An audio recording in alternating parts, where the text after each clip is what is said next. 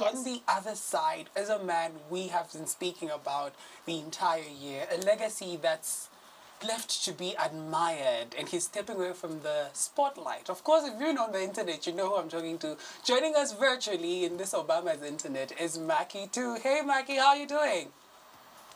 Hi guys. Hey, Mr. Olijaba. Send them quick up loud and clear. How to them you fire loud and clear, boss. Ciao, Manasan. Okay. Thanks for having me, guys. Thank you so much for sparing the time, but I want us to get into it. I mean, the amount of music, the amount of shows, the amount of videos and rap and everything you've done for the industry. I mean, it's a beautiful legacy, like we say, starting off. What made you come to the decision and say, okay, I think I've given these people enough, it's time to end it here? And why end it here? Because seemingly it's a great career.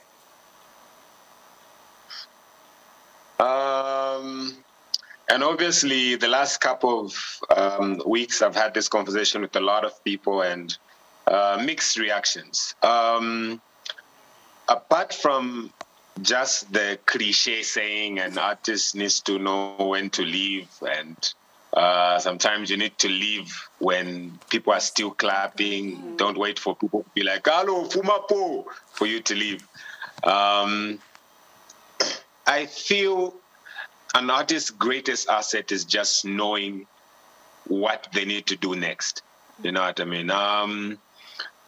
Because when you're in the studio making a song, you are not guaranteed that this is going to be a hit song or it's going to make sense to your audience. But what gives you the confidence of even putting it out is you trusting that you know what you're doing. Yeah. My whole life, I've evolved a number of times from being just a hardcore rapper to being someone who's more commercial to making mainstream music that you can listen to in front of your kids, your grandparents, and it's still okay. You know what I mean? So even at this particular point, the same way people have trusted me to make those transitions or evolutions is the same way that people should trust that I know what I'm doing, even when I say, okay, I think it's time to hang up the mic. Especially that I've made it clear that I'm going to dedicate my life or my career to working in the background so that the music industry grows even more. There are so many things that I know that, like, it took me years to know what I know right now, and I wish I knew what I know now 10 years ago. I like that you've mentioned, sorry to cut you off, I like that you mentioned that, you know, you've been more on the background of the music. It's not entirely you leaving the music scene. So does that mean we'll get to see Alpha Entertainment revamped? Because if we're being very honest, Alpha Entertainment kind of felt like it took a step back for some time. So with you kind of saying, okay, the front row music thing of you singing, rapping, you're taking a break from that, you're retiring, and you're going to the background of it, are we going to see Alpha Entertainment revamped? Definitely. Alpha Entertainment's dropped a mixtape last year called The Tape, last month called The Tape. It featured all the Alpha Entertainment artists there. So Alpha Entertainment has been there in the background. But I'm not able to do more for younger emerging artists under Alpha Entertainment because I'm constantly busy. The same thing that you would expect with KMP. KMP's got a lot of young emerging artists and a lot of big artists. You'd expect that there would be a lot of collaborations like that, or the younger artists would get more help.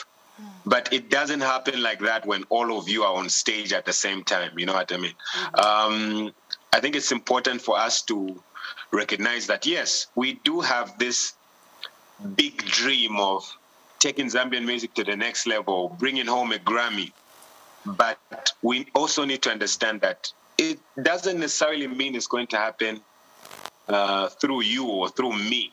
You know what I mean? It's as long as you have contributed towards that goal, you should be proud. And I think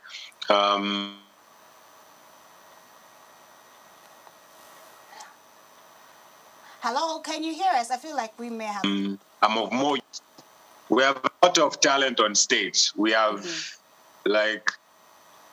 I don't even think I'll be missed. That's the amount of talent we have on stage. We're going to feel the gap. We're definitely going to feel the gap. Before Wellington asks this question, I just want you to tell me the truth. You've already said you've literally evolved. We've seen you from Flava Boy, from King Buga, Macky too. Just let me know now.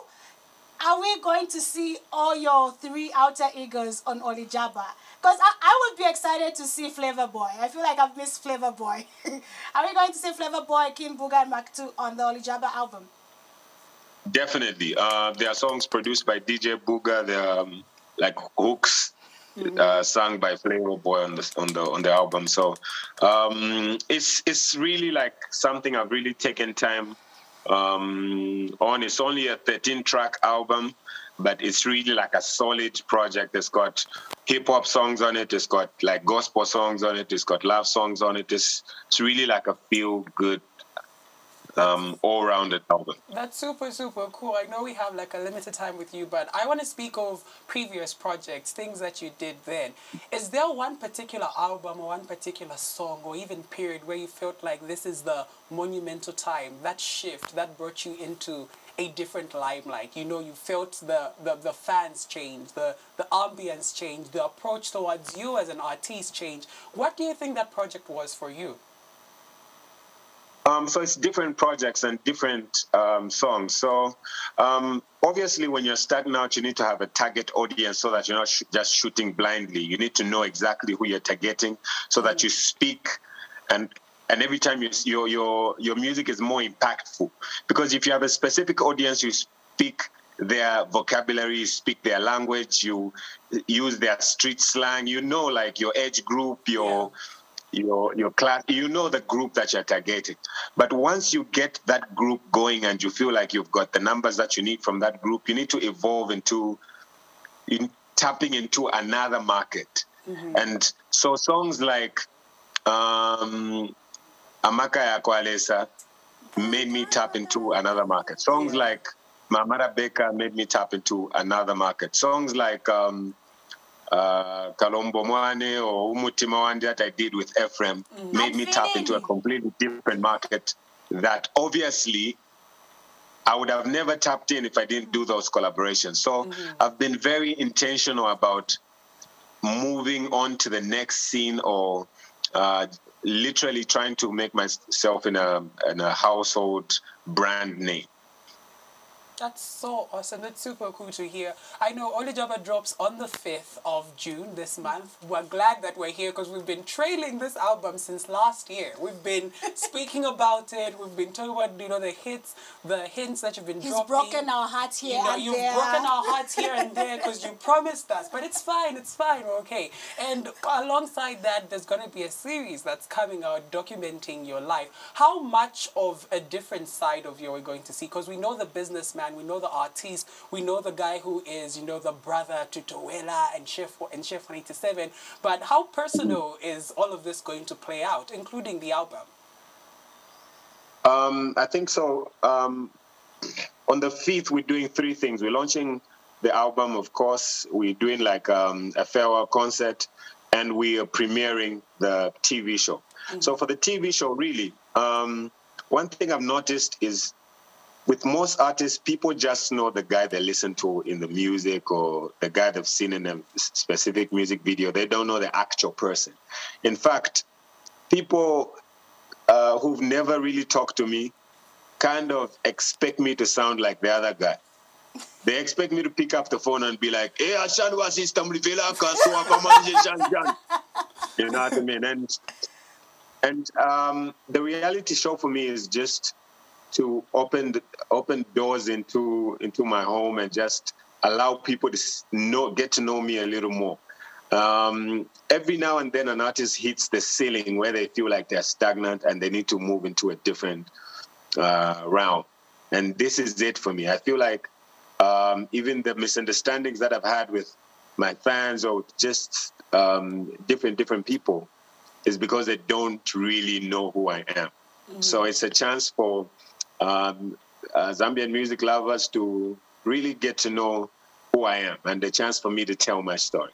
I hope we also really get to know Hantinga, because for the longest we've just known her as your beautiful wife. So I hope this series definitely gets to bring out who Hantinga is as well. But thank you so much, Macky, for joining in. I will be waiting for my media passes for the Experience concert, okay?